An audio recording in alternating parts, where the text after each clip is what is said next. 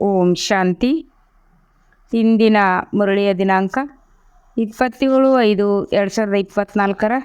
ಪ್ರಾತಃ ಮುರಳಿ. ಓಂ ಶಾಂತಿ. ಬಾಪ್ದಾದ ಮಧುಬನ. ಮಧುರ ಮಕ್ಕಳೇ, ನೆನಪಿನಲ್ಲಿದ್ದು ಭೋಜನವನ್ನು ತಯಾರಿ ಮಾಡಿದಾಗ ಸ್ವೀಕರಿಸುವಂತಹ ಹೃದಯ ಮತ್ತು ಮನಸ್ಸು ಶುದ್ಧವಾಗಿ ಬಿಡುತ್ತದೆ. ನೀವು ಬ್ರಾಹ್ಮಣರ ಭೋಜನ ಬಹಳ ಶುದ್ಧವಾಗಿರಬೇಕಾಗಿದೆ. ಪ್ರಶ್ನೆ: ಸತ್ಯಯುಗದಲ್ಲಿ ನಿಮ್ಮ ಬಾಗಿಲಿಗೆ ಎಂದಿಗೂ ಮೃತ್ಯು ಬರುವುದಿಲ್ಲ, ಏಕೆ? ಉತ್ತರ: ಏಕೆಂದರೆ ಸಂಗಮದಲ್ಲಿ ನೀವು ಮಕ್ಕಳು ತಂದೆಯಿಂದ ಬದುಕಿದ್ದಂತೆಯೇ ಸಾಯುವುದನ್ನು ಕಲಿತಿದ್ದೀರಿ. ಯಾರು ಈಗ ಬದುಕಿದ್ದು ಸಾಯುತ್ತಾರೆ, ಅವರ ಬಾಗಿಲಿಗೆ ಎಂದೂ ಮೃತ್ಯು ಬರುವುದಿಲ್ಲ. ನೀವು ಇಲ್ಲಿಗೆ ಬಂದಿರುವುದೇ ಸಾಯುವುದನ್ನು ಕಲಿಯುವ ಸಲುವಾಗಿ. ಸತ್ಯಯುಗವಾಗಿದೆ, ಅಮರಲೋಕ. ಅಲ್ಲಿ ಮೃತ್ಯು ಯಾರನ್ನೂ ಕಬಳಿಸುವುದಿಲ್ಲ. ಈ ರಾವಣ ರಾಜ್ಯವು ಮೃತ್ಯು ಲೋಕದವಾಗಿದೆ. ಆದ್ದರಿಂದ ಇಲ್ಲಿ ಎಲ್ಲರ ಅಕಾಲ ಮೃತ್ಯುವಾಗಿರುತ್ತದೆ. ಓಂ ಶಾಂತಿ. ಮಧುರಾತಿ ಮಧುರ ಮಕ್ಕಳೇ, ಪ್ರದರ್ಶಿನಿಯನ್ನು ನೋಡಿ ಬಂದಾಗ ಬುದ್ಧಿಯಲ್ಲಿ ಇದೇ ನೆನಪಿರಬೇಕು. ಶೂದ್ರನಾಗಿದ್ದಂತಹ ನಾವು ಬ್ರಾಹ್ಮಣರಾಗಿದ್ದೇವೆ. ನಂತರ ದೇವತಾ, ಸೂರ್ಯವಂಶಿ, ಚಂದ್ರವಂಶಿಯರಾಗುತ್ತೇವೆ. ಈ ಸಂಗಮಯುಗದ ಮಾಡೆಲ್ಲಿನ ಚಿತ್ರ ಪ್ರದರ್ಶನದಲ್ಲಿಡಬೇಕು. ಕಲಿಯುಗ ಮತ್ತು ಸತ್ಯಯುಗದ ಮಧ್ಯದಲ್ಲಿ ಇದು ಸಂಗಮಯುಗವಾಗಿದೆ. ಆದ್ದರಿಂದ ಸಂಗಮಯುಗದ ಮಾಡೆಲ್ ಮಧ್ಯದಲ್ಲಿರಲಿ. ಆ ಚಿತ್ರದಲ್ಲಿ 15 ಮತ್ತು 20 ಶ್ವೇತ ವಸ್ತ್ರಧಾರಿಗಳು ತಪಸ್ಸಿನಲ್ಲಿ ಕುಳಿತಿರಬೇಕು. ಸೂರ್ಯವಂಶೀಯರನ್ನು ತೋರಿಸಿದಂತೆ ಚಂದ್ರವಂಶೀಯರನ್ನು ತೋರಿಸಬೇಕು. ತಪಸ್ಸಿನಿಂದ ಹೀಗಿದ್ದವರು ಹೀಗಾದರೆಂದು ಮನುಷ್ಯರು ತಿಳಿದುಕೊಳ್ಳುವಂತೆ ಮಾಡಬೇಕು. ಇದು ನಿಮ್ಮ ಆರಂಭದ ಚಿತ್ರವೂ ಆಗಿದೆ. ಸಾಧಾರಣ ತಪಸ್ಸಿನ ಹಾಗೂ ಭವಿಷ್ಯದ ರಾಜ್ಯ ಪದವಿಯ ಚಿತ್ರ ಇರುವಂತೆ ಇದನ್ನು ಮಾಡಬೇಕು. ಆಗ ನೀವು ಇವರೇ ಅವರಾಗುತ್ತಾರೆಂದು ತಿಳಿಸಿಕೊಡಬಹುದು.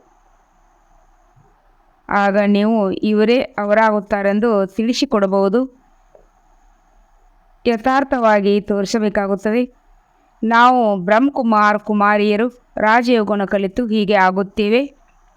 ಆಗ ಸಂಗಮಯುಗವನ್ನು ಸಹ ಅಗತ್ಯವಾಗಿ ತೋರಿಸಬೇಕಾಗುವುದು. ನೀವು ಮಕ್ಕಳು ನೋಡಿಕೊಂಡು ಬರುತ್ತಿರಂದಾಗ ಇಡೀ ದಿನ ಆ ಜ್ಞಾನವು ಬುದ್ಧಿಯಲ್ಲಿರಬೇಕಾಗಿದೆ. ಆಗಲೇ ಜ್ಞಾನಸಾಗರ ತಂದೆ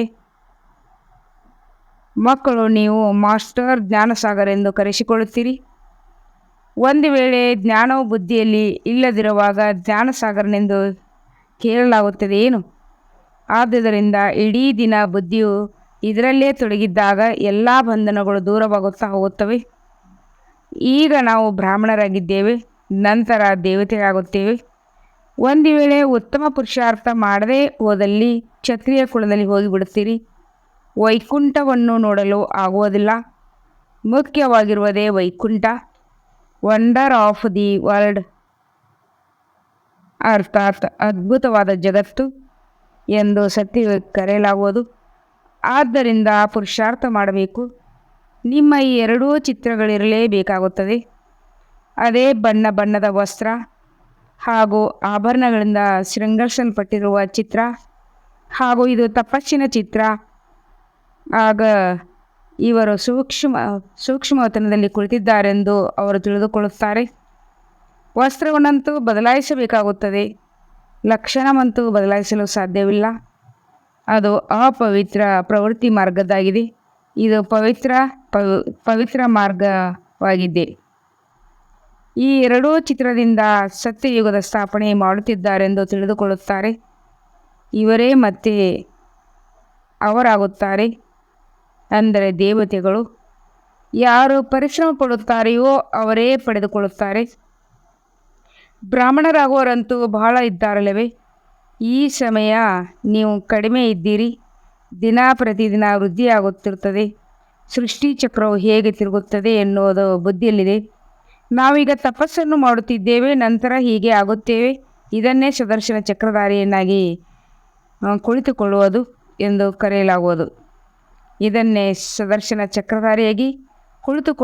ಎಂದು ಕರೆಯಲಾಗುವುದು. ಏಕೆಂದರೆ ಬುದ್ಧಿಯಲ್ಲಂತೂ ಪೂರ್ಣ ಜ್ಞಾನವಿದೆ. ನಾವು ಏನಾಗಿದ್ದೆವು, ಈಗ ಏನಾಗುತ್ತೇವೆ. ವಿದ್ಯಾರ್ಥಿಗಳು ಶಿಕ್ಷಕರನ್ನು ಅಗತ್ಯವಾಗಿ ನೆನಪು ಮಾಡುತ್ತಾರೆ. ನಿಮ್ಮನ್ನು ಸಹ ತಂದೆ ನಿಮ್ಮನ್ನು ಸಹ ತಂದೆಯು ನೆನಪು ಮಾಡುತ್ತಾರೆ. ನೆನಪಿನ ಯಾತ್ರೆಯಿಂದ ಮಾತ್ರ ಪಾಪ ನಾಶವಾಗುತ್ತದೆ. ಆತ್ಮವು ಪವಿತ್ರವಾದಾಗ ನಂತರ ಪವಿತ್ರ ಶರೀರವು ದೊರೆಯುತ್ತದೆ. ಯಾರು ಶೂದ್ರರಿಂದ ಬ್ರಾಹ್ಮಣರಾಗುತ್ತಾರೆಯೋ ಅವರೇ ನಂತರ ದೇವತೆಗಳಾಗುತ್ತಾರೆ. ಈ ಈ ಚಿತ್ರವು ಎಷ್ಟು ದೊಡ್ಡ ಚಿತ್ರವಾಗಿರುತ್ತದೆಯೋ ಅಷ್ಟು ಒಳ್ಳೆಯದು.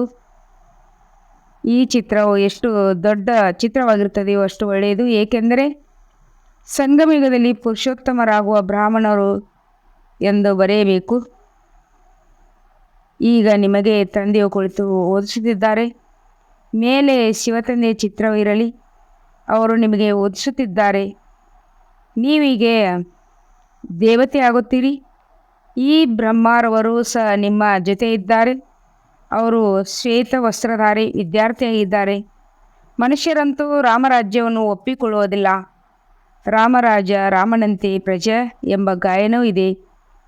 ಸತ್ಯುಗದಲ್ಲಂತೂ ಧರ್ಮದ ರಾಜ್ಯವಿರುತ್ತದೆ. ಉಳಿದ ತ್ರೇತಾಯುಗದಲ್ಲಿ ಕ್ಷತ್ರಿಯರನ್ನು ನಿಂದನೆ ಮಾಡಿದ್ದಾರೆ, ಸೂರ್ಯವಂಶೀಯರನ್ನೇ ನಿಂದನೆ ಮಾಡಿಲ್ಲ. ಆದ್ದರಿಂದ ಇದನ್ನು ಬರೆಯಬೇಕು. ರಾಮರಾಜ ರಾಮಪ್ರಜಾ ಧರ್ಮದಲ್ಲಿ ಉಪಕಾರವಿರುತ್ತದೆ. ಅದು ಸಹ ಸೆಮಿ ಸ್ವರ್ಗವಾಗಿದೆ.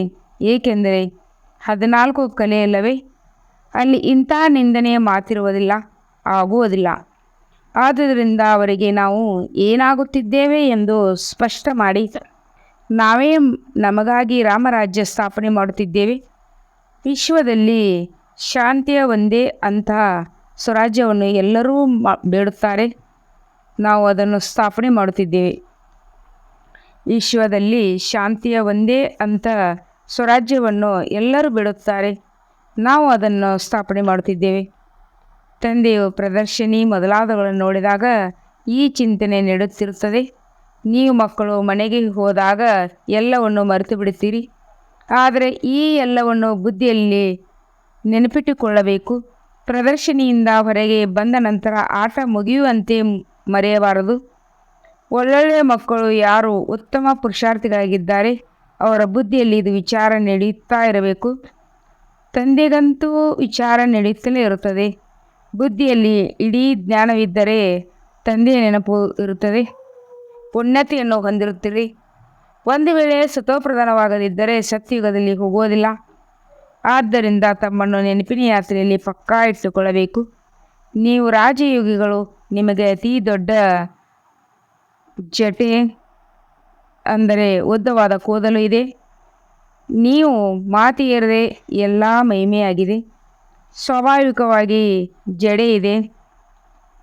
ರಾಜಯೋಗಿ ಹಾಗೂ ಯೋಗಿನಿಯ ಸತ್ಯ ತಪಸ್ಸಿನ ರೂಪ ತೋರಿಸುತ್ತಾರೆ. ಇವೆಲ್ಲವೂ ತಿಳಿದುಕೊಳ್ಳುವ ಮಾತುಗಳಾಗಿವೆ. ತಂದೆಯು ತಿಳಿಸುತ್ತಾರೆ, ದೇಹದ ಎಲ್ಲ ಧರ್ಮಗಳನ್ನು ಬಿಟ್ಟು ತಮ್ಮನ್ನು ಆತ್ಮನೆಂದು ತಿಳಿದು ನಿಶ್ಚಯ ಮಾಡಿಕೊಳ್ಳಿ. ಒಳ್ಳೆಯ ದೇಹದ ಸಂಬಂಧ ಮುಂತಾದವುಗಳನ್ನು ಮರೆತು ಒಬ್ಬ ತಂದೆಯ ನೆನಪು ಮಾಡಿ. ತಂದೆ ನಿಮ್ಮನ್ನು ತುಂಬ ಸಂಪತ್ಭರಿತರನ್ನಾಗಿ ಮಾಡುತ್ತಾರೆ. ಬದುಕಿದ್ದು ಸತ್ತು ಹೋಗಿ ತಂದೆಯು ಬಂದು ಬದುಕಿದ್ದಂತೆ ಸಾಯುವುದನ್ನು ಕಲಿಸುತ್ತಾರೆ. ತಂದೆಯು ತಿಳಿಸುತ್ತಾರೆ, ನಾನು ಕಾಲನಾಗಿದ್ದೇನೆ. ನಿಮಗೆ ಇಂಥ ಮೃತ್ಯುವನ್ನು ಕಲಿಸಿಕೊಡುತ್ತೇನೆ.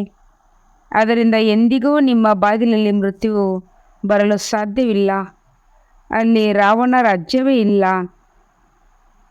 ಸತ್ಯಯುಗದಲ್ಲಿ ಎಂದಿಗೂ ಮೃತ್ಯು ಕಬಳಿಸುವುದಿಲ್ಲ. ಅದನ್ನು ಅಮರಪುರಿ ಎಂದು ಕರೆಯಲಾಗುವುದು. ತಂದೆಯು ನಿಮ್ಮನ್ನು ಅಮರಪುರಿಯ ಮಾಲೀಕರನ್ನಾಗಿ ಮಾಡುತ್ತಾರೆ. ಇದಾಗಿದೆ ಮೃತ್ಯುಲೋಕ, ಅದಾಗಿದೆ ಅಮರಪುರಿ. ಇದು ರಾಜಯೋಗವಾಗಿದೆ. ಇಲ್ಲಿ ಮತ್ತೆ ಪ್ರಾಚೀನ ಭಾರತದ ರಾಜಯೋಗವನ್ನು ಕಲಿಸಲಾಗುತ್ತದೆ ಎಂದು ಬರೆಯಿರಿ. ಯಾರು ಪ್ರದರ್ಶನೆ ಮೊದಲಾದವುಗಳನ್ನು ನೋಡಿಕೊಳ್ಳುತ್ತಾರೆ ಅವರು ಜನರಿಗೆ ಯಥಾರ್ಥವಾಗಿ ತಿಳಿಸಿಕೊಡುವಂತೆ ವಿಚಾರ ಮಾಡಬೇಕಾಗುವುದು. ಇದರಲ್ಲಿ ಪ್ರತ್ಯಕ್ಷವಾಗಿ ಬಹಳ ಚೆನ್ನಾಗಿ ತಿಳಿಸಿಕೊಡಬೇಕು. ಯಥಾ ರಾಜ ರಾಣಿ ತಥಾ ಪ್ರಜೆಯಂತೂ ಬಂದೇ ಬಿಡುತ್ತಾರೆ. ತಂದೆಯು ಎಷ್ಟು ಸ್ಪಷ್ಟವಾಗಿ ತಿಳಿಸುತ್ತಾರೆ. ತಮ್ಮನ್ನು ಆತ್ಮನೆಂದು ತಿಳಿದು ತಂದೆಯನ್ನು ನೆನಪು ಮಾಡಿ ಇದರ ಬಗ್ಗೆ ಪೂರ್ಣ ಗಮನವಿಡಬೇಕು. ವಿಶ್ವದಲ್ಲಿ ಪವಿತ್ರತೆ, ಸುಖ, ಶಾಂತಿಯ ಸ್ಥಾಪನೆಯಾಗುತ್ತಿದೆ. ಅದು ಹೇಗೆ ಆಗುತ್ತದೆ ಎಂದು ಬಂದು ತಿಳಿದುಕೊಳ್ಳಿ. ನೀವು ನಿಮಗಾಗಿಯೇ ಮಾಡುತ್ತೀರಿ, ಹೀಗಾಗುತ್ತಾರೆಂದು ಸಹ ತೋರಿಸಬೇಕು. ಪ್ರಜೆಗಳನ್ನು ತೋರಿಸಬೇಕು. ಶ್ರೀಮಂತ ಪ್ರಜೆಗಳನ್ನು, 2ನೇ ದರ್ಜೆ 3ನೇ ದರ್ಜೆಯ ಪ್ರಜೆಗಳನ್ನು ತೋರಿಸಬೇಕು. ಹೀಗೆ ಚೆನ್ನಾಗಿ ತಿಳಿಸಿಕೊಡಲು ಸ್ಪಷ್ಟವಾಗಿ ಮಾಡಬೇಕು. ಇದರಲ್ಲಿ ಪರಿಶ್ರಮವಂತೂ ಪಡಬೇಕಾಗುವುದು. ಸಮಯವಂತೂ ತುಂಬ ಕಡಿಮೆ ಇದೆ. ಈ ಜ್ಞಾನವು ನಿಮಗಾಗಿಯೇ ಇದೆ. ನೀವು ಪ್ರದರ್ಶನೆಯಲ್ಲಿ ಈ ರೀತಿ ತಿಳಿಸಿದರೆ ಜನರು ನಾವು ಒಬ್ಬ ತಂದೆಯನ್ನು ನೆನಪು ಮಾಡಿದಾಗ ನಾವು ಹೀಗಾಗುತ್ತೇವೆ ಎಂದು ತಿಳಿದುಕೊಳ್ಳಬೇಕು. ಇಲ್ಲವಾದಲ್ಲಿ ಮತ್ತೆ ಅವರು ಭಕ್ತಿ ಮಾರ್ಗದಲ್ಲಿ ಬಂದು ಬಿಡುತ್ತಾರೆ. ನೀವು ಮಹಾರಥಿ ಮಕ್ಕಳಾಗಿದ್ದರಿಂದ ನಿಮ್ಮ ಬುದ್ಧಿಯ ಸೇವೆಯ ಬಗ್ಗೆ ವಿಚಾರ ನಡೆಯುತ್ತದೆ. ನೀವು ಮಹಾರಥಿ ಮಕ್ಕಳಿದ್ದರಿಂದ ನಿಮ್ಮ ಬುದ್ಧಿಯ ಸೇವೆಯ ಬಗ್ಗೆ ವಿಚಾರ ನಡೆಯುತ್ತದೆ. ಸಹೋದರಲ್ಲೂ ಒಳ್ಳೊಳ್ಳೆಯರಿದ್ದಾರೆ.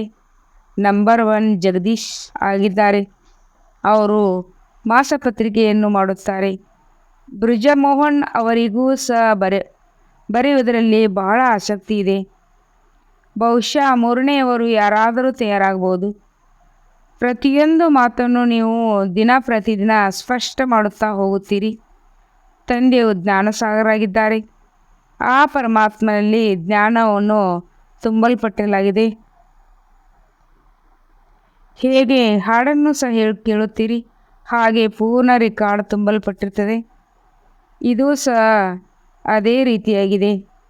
ತಂದೆಯ ಬಳಿ ಯಾವ ಸಂಪತ್ತು ಇದೆ ಅದು ನಾಟಕದ ಅನುಸಾರವಾಗಿ ಸಿಗುತ್ತದೆ. ಇದೆಲ್ಲವೂ ನೀವು ಮಕ್ಕಳ ಬುದ್ಧಿಯಲ್ಲಿ ವಿಚಾರ ನಡೆಯುತ್ತಿರಬೇಕು. ಬಲೆ ಕೆಲಸ ಕಾರ್ಯಗಳನ್ನು ಮಾಡಿ, ಕೈಯಿಂದ ಭೋಜನವನ್ನು ತಯಾರು ಮಾಡಿ, ಆದರೆ ಬುದ್ಧಿಯು ಶಿವತಂದೆಯ ಜೊತೆಯಲ್ಲಿರಲಿ. ಏಕೆಂದರೆ ಬ್ರಹ್ಮ ಭೋಜನವು ಪವಿತ್ರವಾಗಿರಬೇಕು. ಬ್ರಹ್ಮ ಭೋಜನವೇ ಬ್ರಾಹ್ಮಣರ ಭೋಜನವಾಗಿದೆ. ಬ್ರಹ್ಮ ಭೋಜನವೇ ಬ್ರಾಹ್ಮಣರ ಭೋಜನವಾಗಿದೆ. ಎಷ್ಟೆಷ್ಟು ಯೋಗದಲ್ಲಿದ್ದು ಊಟ ತಯಾರು ಮಾಡುತ್ತೀರಿ, ಅಷ್ಟು ಆ ಭೋಜನದಲ್ಲಿ ಶಕ್ತಿ ಬರುತ್ತದೆ. ದೇವತೆಗಳು ಸಹ ಬ್ರಹ್ಮ ಭೋಜನವನ್ನು ಬಹಳ ಮಹಿಮೆ ಮಾಡುತ್ತಿದ್ದಾರೆಂದು ಗಾಯನವಿದೆ. ಅಂಥ ಊಟದಿಂದ ಹೃದಯ ಶುದ್ಧವಾಗುತ್ತದೆ ಎಂದಾಗ ಬ್ರಾಹ್ಮಣರು ಸಹ ಅದೇ ರೀತಿ ಇರಬೇಕು. ಆದರೆ ಅದು ಈಗ ಇಲ್ಲದಂತಾಗಿದೆ. ಈಗ ಒಂದು ವೇಳೆ ಈ ರೀತಿಯಾಗಿ ಬಿಟ್ಟರೆ ನಿಮ್ಮದು ವೃದ್ಧಿಯಾಗುತ್ತಾ ಇರುತ್ತದೆ. ಆದರೆ ನಾಟಕದ ಅನುಸಾರ ನಿಧಾನವಾಗಿ ಬೆಳವಣಿಗೆಯಾಗಬೇಕು. ಇಂಥ ಬ್ರಾಹ್ಮಣರು ತಯಾರಾಗುತ್ತಾರೆ. ನಾವು ತಂದೆಯ ನೆನಪಿನಲ್ಲಿದ್ದು ಭೋಜನ ತಯಾರು ಮಾಡುತ್ತೇವೆ ಎಂದು ಹೇಳುತ್ತಾರೆ. ಯೋಗದಲ್ಲಿದ್ದು ಭೋಜನವನ್ನು ತಯಾರು ಮಾಡುವ ಬ್ರಾಹ್ಮಣರು ಬೇಕು ಎಂದು ತಂದೆಯೂ ಸಹ ಚಾಲೆಂಜ್ ಮಾಡುತ್ತಾರಲ್ಲವೇ. ಭೋಜನವು ಪವಿತ್ರವಾಗಿರಬೇಕಾಗುತ್ತದೆ. ಭೋಜನದ ಮೇಲೆ ಬಹಳ ಆಧಾರಿತವಾಗಿದೆ. ಮಕ್ಕಳಿಗೆ ಹೊರಗಡೆ ದೊರೆಯದೇ ಇರುವ ಕಾರಣ ಇಲ್ಲಿ ಬರುತ್ತಾರೆ. ಮಕ್ಕಳು ಭೋಜನದಿಂದ ರಿಫ್ರೆಶ್ ಆಗುತ್ತಾರೆ. ಯೋಗದಲ್ಲಿರುವವರೇ ಜ್ಞಾನಿಗಳಾಗಿರುತ್ತಾರೆ. ಆದ್ದರಿಂದ ಅವರನ್ನು ಸೇವೆಯಲ್ಲಿ ಕಳುಹಿಸುತ್ತಾರೆ. ಬಹಳ ಮಕ್ಕಳಾಗಿ ಬಿಟ್ಟಾಗ ಇಲ್ಲಿಯೂ ಅಂಥ ಬ್ರಾಹ್ಮಣರನ್ನು ಇಡುತ್ತೇವೆ. ಇಲ್ಲವೆಂದರೆ ಮಹಾರಥಿಗಳಂಥ ಮಕ್ಕಳು ಭೋಜನದ ಸೇವೆಗೆ ನಿಮಿತ್ತರಾಗಬೇಕು. ಆ ಭೋಜನವನ್ನು ಯೋಗಯುಕ್ತರಾಗಿ ತಯಾರು ಮಾಡುವವರಾಗಿರಬೇಕು. ನಾವು ಬ್ರಹ್ಮ ಭೋಜನವನ್ನು ಸ್ವೀಕರಿಸಿ ದೇವತೆಗಳಾಗುತ್ತೇವೆಂದು ದೇವತೆಗಳು ತಿಳಿದುಕೊಂಡಿದ್ದಾರೆ. ಆದುದರಿಂದ ನಿಮ್ಮೊಂದಿಗೆ ಬಹಳ ಇಷ್ಟಪಟ್ಟು ಮಿಲನ ಮಾಡಲು ಬರುತ್ತಾರೆ. ಅವರು ಹೇಗೆ ನಿಮ್ಮೊಂದಿಗೆ ಮಿಲನ ಮಾಡುತ್ತಾರೆ, ಅದು ಸಹ ನಾಟಕದಲ್ಲಿ ಯುಕ್ತಿಯನ್ನು ರಚಿಸಲ್ಪಟ್ಟಿದೆ. ಆದುದರಿಂದ ಶ್ರಮಪಟ್ಟ ನಂತರ ಸಾಕ್ಷಾತ್ಕಾರವಾಗುತ್ತದೆ. ಅದು ಕೇವಲ ದರ್ಶನ ಮಾತ್ರವಾಗುತ್ತದೆ. ದರ್ಶನವಾದರೆ ನಾವು ಮುಕ್ತರಾಗುತ್ತೇವೆ ಎಂದು ತಿಳಿದುಕೊಂಡಿರುತ್ತಾರೆ. ನಾವು ಈ ವಿದ್ಯೆಯಿಂದ ಹೀಗೆ ಆಗುತ್ತೇವೆ ಎಂದು ಅವರು ತಿಳಿದುಕೊಂಡಿರುತ್ತಾರೇನು? ಈ ಸೂರ್ಯವಂಶಿ ಚಂದ್ರವಂಶಿಯ ಈ ವಿದ್ಯೆಯಿಂದ ಆಗಿದ್ದಾರೆ. ಉಳಿದಂತೆ ಇಷ್ಟೊಂದು ಚಿತ್ರಗಳನ್ನು ಮಾಡಲಾಗಿದೆ. ಈ ರೀತಿಯಂತೂ ಏನೂ ಇಲ್ಲ. ಇದು ಭಕ್ತಿ ಮಾರ್ಗದಾಗಿದೆ. ಇದು ಅತಿ ದೊಡ್ಡ ವ್ಯವಹಾರವಾಗಿದೆ. ಈಗ ಜ್ಞಾನ ಮತ್ತು ಭಕ್ತಿಯ ರಹಸ್ಯವನ್ನು ತಿಳಿದುಕೊಳ್ಳಲು ಸಾಧ್ಯ. ಇದನ್ನು ತಂದೆಯೇ ಕುಳಿತು ತಿಳಿಸುತ್ತಾರೆ. ಅವರೇ ಜ್ಞಾನಸಾಗರನಾಗಿದ್ದಾರೆ, ಆತ್ಮಿಕ ತಂದೆಯಾಗಿದ್ದಾರೆ. ಕಲ್ಪ ಕಲ್ಪ ಹಳೆಯ ಪ್ರಪಂಚವನ್ನು ಹೊಸ ಪ್ರಪಂಚವನ್ನಾಗಿ ಮಾಡುವುದು, ರಾಜಯೋಗವನ್ನು ಕಲಿಸುವುದು ತಂದೆಯ ಕೆಲಸವಾಗಿದೆ. ಆದರೆ ಗೀತೆಯಲ್ಲಿ ತಂದೆಯ ಹೆಸರನ್ನು ಬದಲಾಯಿಸಿ ಬಿಟ್ಟಿದ್ದಾರೆ. ತಂದೆಯು ತಿಳಿಸುತ್ತಾರೆ, ಇದು ಸಹ ಕಲ್ಪಕಲ್ಪದ ಆಟವಾಗಿದೆ. ನಾವಿಲ್ಲಿ ಮನೆಯಿಂದ ಪಾತ್ರವನ್ನು ಅಭಿನಯಿಸಲು ಬರುತ್ತೇವೆ. ವೃಕ್ಷದತ್ತ ಯಾರಿಗೆ ಹೇಗೆ ತಿಳಿಸಿಕೊಡಬೇಕೆಂದು ಬುದ್ಧಿಯಿಂದ ಕೆಲಸ ಮಾಡಬೇಕು. ನಾವೇನು ಸ್ವರ್ಗದಲ್ಲಿ ಬರುವುದಿಲ್ಲವೇ ಎಂದು ಕೇಳುತ್ತಾರೆ. ನಿಮ್ಮ ಧರ್ಮ ಸ್ಥಾಪಕರಂತೂ ಸ್ವರ್ಗದಲ್ಲಿ ಬರುವುದೇ ಇಲ್ಲ. ಅವರೆಲ್ಲರೂ ಸ್ವರ್ಗದಲ್ಲಿ ಬಂದಾಗ ನೀವು ಬರುತ್ತೀರಿ ಎಂದು ಹೇಳಿ. ಪ್ರತಿಯೊಂದು ಧರ್ಮಕ್ಕೂ ತಮ್ಮ ತಮ್ಮದೇ ಆದ ಸಮಯದಲ್ಲಿ ಪಾತ್ರವಿದೆ. ಇದು ಭಿನ್ನ ಭಿನ್ನ ಧರ್ಮಗಳ ಪಾತ್ರವು ಮಾಡಲ್ಪಟ್ಟಿದೆ. ಇದು ಮಾಡಲ್ಪಟ್ಟಂಥ ಆಟವಾಗಿದೆ. ಇಲ್ಲಿ ಸ್ವಲ್ಪವೂ ಹೇಳುವ ಅವಶ್ಯಕತೆ ಇಲ್ಲ, ಆದರೆ ಮುಖ್ಯ ಧರ್ಮಗಳನ್ನು ತೋರಿಸಲಾಗಿದೆ. ಇದನ್ನಂತೂ ಮಕ್ಕಳು ತಿಳಿದುಕೊಂಡಿದ್ದೀರಿ. ಈ ಚಿತ್ರಗಳಲ್ಲಿ ಯಾವುದೂ ಸಹ ಹೊಸ ಚಿತ್ರಗಳಿಲ್ಲ. ಕಲ್ಪಕಲ್ಪವು ಇದೇ ರೀತಿ ನಡೆಯುತ್ತಾ ಬರುತ್ತದೆ. ಅನೇಕ ಪ್ರಕಾರದ ವಿಘ್ನಗಳು ಬೀಳುತ್ತವೆ. ಹೊಡೆದಾಟ, ಜಗಳ ಮೊದಲಾದವುಗಳ ವಿಘ್ನಗಳು ಬೀಳುತ್ತಿರುತ್ತವೆಲ್ಲವೇ? ಮಕ್ಕಳಿಗೆ ಎಷ್ಟೊಂದು ಯುಕ್ತಿಯಿಂದ ತಿಳಿಸಲಾಗುತ್ತದೆ. ಭಗವಾನ್ ವಾಚ್, ಕಾಮ ಮಹಾಶತ್ರುವಾಗಿದೆ ಎಂದು ಹೇಳಿ. ಈಗಂತೂ ಈ ಕಲಿಯುಗಿ ಪ್ರಪಂಚವು ವಿನಾಶವಾಗುವುದಿದೆ. ದೇವತಾ ಧರ್ಮದ ಸ್ಥಾಪನೆಯಾಗುತ್ತಿದೆ. ಆದ್ದರಿಂದ ತಂದೆ ತಿಳಿಸುತ್ತಾರೆ, ಮಕ್ಕಳೇ, ನೀವು ಪವಿತ್ರರಾಗಿ ಕಾಮವನ್ನು ಗೆಲ್ಲಿರಿ. ಇದರ ಮೇಲೆ ಜಗಳವಾಗುತ್ತಿರುತ್ತದೆ. ನೀವು ಗಣ್ಯ ವ್ಯಕ್ತಿಗಳಿಗೂ ತಿಳಿಸುತ್ತೀರಿ. ರಾಜ್ಯಪಾಲರ ಹೆಸರುಗಳನ್ನು ಕೇಳಿ. ಎಲ್ಲರೂ ಬರುವರು. ಆದ್ದರಿಂದ ಯುಕ್ತಿ ರಚಿಸಲಾಗುತ್ತದೆ. ಅವರಲ್ಲಿ ಯಾರಾದರೂ ಚೆನ್ನಾಗಿ ಅರ್ಥ ಮಾಡಿಕೊಳ್ಳಬಹುದು. ಹಿರಿಯರ ಹೆಸರನ್ನು ಕೇಳಿ ಬಹಳ ಮಂದಿ ಬರುತ್ತಾರೆ. ಗಣ್ಯ ವ್ಯಕ್ತಿಗಳು ಬರುವಂತೆಯೂ ಆಗಬಹುದು. ಇದು ಬಹಳ ಕಷ್ಟವೇನೋ ಆಗಿದೆ. ತಂದೆ ಎಷ್ಟೊಂದು ಬರೆಯುತ್ತಾರೆ. ಮಕ್ಕಳೇ, ಯಾರಿಂದ ಉದ್ಘಾಟನೆ ಮಾಡಿಸುತ್ತೀರೋ ಅವರಿಗೆ ಮೊದಲು ಈ ರೀತಿ ತಿಳಿಸಿ. ಅಗತ್ಯವಾಗಿ ಮನುಷ್ಯರು ದೇವತೆಗಳಾಗುತ್ತಾರೆ. ವಿಶ್ವದಲ್ಲಿ ಶಾಂತಿಯು ನೆಲೆಸುತ್ತದೆ. ಸ್ವರ್ಗದಲ್ಲಿಯೇ ಶಾಂತಿ ಹಾಗೂ ಸುಖವಿತ್ತು. ಈ ರೀತಿ ಭಾಷಣ ಮಾಡಿ ಸಮಾಚಾರ ಪತ್ರಿಕೆಯಲ್ಲಿ ಬಂದಾಗ ನಿಮ್ಮ ಬಳಿ ಅನೇಕ ಜನರು ಬರಲು ಪ್ರಾರಂಭಿಸುತ್ತಾರೆ. ನಿಮ್ಮನ್ನು ನಿದ್ರೆ ಮಾಡಲು ಬಿಡುವುದಿಲ್ಲ. ನಿದ್ರೆಯನ್ನು ತ್ಯಜಿಸಬೇಕಾಗುತ್ತದೆ. ಸೇವೆಯಿಂದ, ಯೋಗದಿಂದ ಶಕ್ತಿ ಬರುತ್ತದೆ. ಏಕೆಂದರೆ ನಿಮಗೆ ಅದರಿಂದ ಸಂಪಾದನೆಯಾಗುತ್ತದೆ. ಸಂಪಾದನೆ ಮಾಡುವವರಿಗೆ ಎಂದಿಗೂ ಆಲಸ್ಯತನ, ಆಕಳಿಕೆ ಬರುವುದಿಲ್ಲ, ತೂಕಡಿಕೆಯು ಬರುವುದಿಲ್ಲ. ಸಂಪಾದನೆಯಿಂದ ಹೊಟ್ಟೆ ತುಂಬುವುದರ ಕಾರಣ ನಿದ್ರೆಯೂ ಬರುವುದಿಲ್ಲ. ಹಾಗೆಯೇ ಅವರು ಪ್ರತಿದಿನ ಹಾಜರಾಗುತ್ತಾರೆ. ನೀವು ಸಹ ಅತಿ ದೊಡ್ಡ ಸಂಪಾದನೆ ಮಾಡಿಕೊಳ್ಳುತ್ತೀರಿ. ಆಲಸ್ಯ ದಿವಾಳಿಯಾಗುವವರಿಗೆ ಬರುತ್ತದೆ. ಯಾರು ತುಂಬ ಚೆನ್ನಾಗಿ ತಿಳಿದುಕೊಂಡು ನೆನಪಿನಲ್ಲಿರುತ್ತಾರೆಯೋ ಅವರಿಗೆ ಆಲಸ್ಯ ಬರುವುದಿಲ್ಲ. ಒಂದು ವೇಳೆ ಮಿತ್ರ ಸಂಬಂಧಿ ಮೊದಲಾದವರು ನೆನಪಿಗೆ ಬರುತ್ತಾರೆ, ಆಕಳಿಕೆ ಬರುತ್ತದೆ. ಇದು ಗುರುತಾಗಿದೆ. ಸ್ವರ್ಗದಲ್ಲಿ ನಿಮಗೆ ಆಕಳಿಕೆ ಎಂದೂ ಬರುವುದಿಲ್ಲ. ತಂದೆಯಿಂದ ಆಸ್ತಿಯನ್ನು ಪಡೆದ ನಂತರ ಅಲ್ಲಿ ನಿದ್ರೆ ಮಾಡುವುದು, ಕುಳಿತುಕೊಳ್ಳುವುದು, ಎದ್ದೇಳುವುದು ನಿಯಮ ಪ್ರಮಾಣವಾಗಿ ನಡೆಯುವುದು. ಆತ್ಮವು ಯಥಾರ್ಥವಾದ ಲಿವರ್ ಗಡಿಯಾರಾಗಿಬಿಡುತ್ತದೆ. ಈಗ ನೀವು ಸಿಲಿಂಡರ್ ಗಡಿಯಾರಾಗಿದ್ದೀರಿ. ಅದನ್ನು ಲಿವರ್ ಮಾಡಬೇಕು. ಕೆಲವರು ಮಾಡುತ್ತಾರೆ, ಕೆಲವರು ಮಾಡಲಾಗುವುದಿಲ್ಲ. ಒಳ್ಳೆಯದು. ಮಧುರಾತಿ ಮಧುರ ಅಗಲಿ ಹೋಗಿ ಮರಳಿ ಸಿಕ್ಕಿರುವ ಮಕ್ಕಳ ಪ್ರತಿ ಮಾತ್ಪಿತಾ ಬಾಪ್ತಾದರವರ ನೆನಪು, ಪ್ರೀತಿ ಹಾಗೂ ಸುಪ್ರಭಾತ. ಆತ್ಮಿಕ ಮಕ್ಕಳಿಗೆ ಆತ್ಮಿಕ ತಂದೆಯ ನಮಸ್ತೆ. हम रूहानी बच्चों की रूहानी बाप दादा को याद, प्यार और गुड मॉर्निंग. नमस्ते नमस्ते. ಶುಕ್ರಿಯಾ ಬಾಬಾ, ಶುಕ್ರಿಯಾ. ವಹ ಬಾಬಾ ವಹ. ಧಾರಣೆಗಾಗಿ ಮುಖ್ಯ ಸಾರ 1.5 ಬಂಧನ ಮುಕ್ತರಾಗಲು ಅಥವಾ ತಮ್ಮ ಉನ್ನತಿಯನ್ನು ಮಾಡಿಕೊಳ್ಳಲು ಬುದ್ಧಿಯು ಜ್ಞಾನದಿಂದ ತುಂಬಿರಬೇಕು. ಮಾಸ್ಟರ್ ಜ್ಞಾನಸಾಗರನಾಗಿ ಸದರ್ಶನ ಚಕ್ರಧಾರಿಯಾಗಿ ನೆನಪಿನಲ್ಲಿದ್ದು ಕುಳಿತುಕೊಳ್ಳಬೇಕು. 2ನೇದು, ನಿದ್ರೆಯನ್ನು ಗೆಲ್ಲುವರಾಗಿ ನೆನಪು ಮತ್ತು ಸೇವೆಯ ಬಲವನ್ನು ಜಮಾ ಮಾಡಿಕೊಳ್ಳಬೇಕು. ಸಂಪಾದನೆಯಲ್ಲಿ ಎಂದೂ ಆಲಸ್ಯ ಮಾಡಬಾರದು, ತೂಕಡಿಸಬಾರದು. ನಿದ್ರೆಯನ್ನು ಗೆಲ್ಲುವರಾಗಿ ನೆನಪು ಹಾಗೂ ಸೇವೆಯ ಬಲವನ್ನು ಜಮಾ ಮಾಡಿಕೊಳ್ಳಬೇಕು. ಸಂಪಾದನೆಯಲ್ಲಿ ಎಂದೂ ಆಲಸ್ಯ ಮಾಡಬಾರದು, ತೂಕಡಿಸಬಾರದು. ವರದಾನ: ವಿಶ್ವದಲ್ಲಿ ಈಶ್ವರ್ಯ ಪರಿವಾರದ ಸ್ನೇಹದ ಬೀಜ ಬಿತ್ತುವಂತಹ ವಿಶ್ವ ಸೇವಾಧಾರಿ ತಾವು ವಿಶ್ವ ಸೇವಾಧಾರಿ ಮಕ್ಕಳು ವಿಶ್ವದಲ್ಲಿ ಈಶ್ವರ್ಯ ಪರಿವಾರದ ಸ್ನೇಹದ ಬೀಜ ಬಿತ್ತುತ್ತಿರುವಿರಿ. ಯಾರೇ ನಾಸ್ತಿಕರಿರ್ಬೋದು ಅಥವಾ ಆಸ್ತಿಕರು, ಎಲ್ಲರಿಗೂ ಅಲೌಕಿಕ ಹಾಗೂ ಈಶ್ವರ್ಯ ಸ್ನೇಹದ ನಿಸ್ವಾರ್ಥ ಸ್ನೇಹದ ಅನುಭೂತಿ ಮಾಡಿಸುವುದೇ ಬೀಜವನ್ನು ಬಿತ್ತುವುದಾಗಿದೆ. ಈ ಬೀಜ ಸಹಯೋಗಿಯಾಗುವ ವೃಕ್ಷ ಸ್ವತಃವಾಗಿ ಹುಟ್ಟು ಹಾಕುವುದು ಮತ್ತು ಸಮಯದಲ್ಲಿ ಸಹಜಯೋಗಿಯಾಗುವ ಫಲ ಕಂಡುಬರುವುದು. ಕೆಲವು ಫಲ ಬೇಗ ಬರುವುದು ಮತ್ತು ಕೆಲವು ಫಲ ಸಮಯದಲ್ಲಿ ಹೊರಬರುವುದು ಸ್ಲೋಗನ್ ಆಗಿದೆ. ಭಾಗ್ಯವಿಧಾತ ತಂದೆಯನ್ನು ತಿಳಿಯುವುದು, ಗುರುತಿಸುವುದು ಮತ್ತು ಅವರ ಡೈರೆಕ್ಟ್ ಮಕ್ಕಳಾಗಿ ಬಿಡುವುದು ಇದು ಎಲ್ಲದಕ್ಕಿಂತಲೂ ದೊಡ್ಡ ಭಾಗ್ಯವಾಗಿದೆ. ಇವತ್ತಿನ ಸಮಾನಾಗಿದೆ.